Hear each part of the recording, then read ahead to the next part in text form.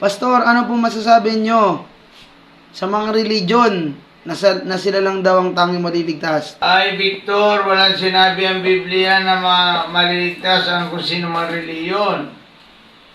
Walang nagsasabi ng Biblia na maliligtas ang Katoliko, maliligtas ang Iglesia, maliligtas ang born-again Christian, maliligtas ang Baptist, Saksi ni Jehovah. Wala pong sinabing ganyan ang Biblia.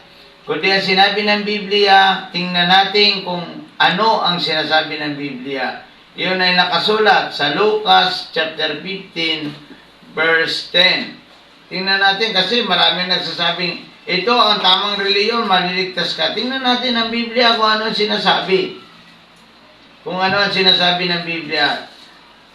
Lucas chapter 15 verse 10. Tingnan natin kung ano ang sinasabi ng Biblia. Ang Biblia ay salita ng Diyos at ito ang nagsasabi ng katotohanan. Basa, Lucas chapter 15 verse 10.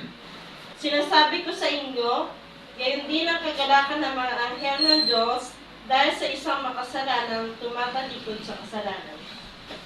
Yung pala kung nagsisi ka at tumalikod ka sa kasalanan, sabi ng Biblia, Lucas chapter 15 verse 10, pag ikay nagsisi at tumalikod sa kasalanan, pinapasok mo si Kristo sa iyong puso, ang mga anghel sa langit ay nagpapalakpakan dahil lumapit ka at nagsuko ka ng iyong kasalanan sa Diyos.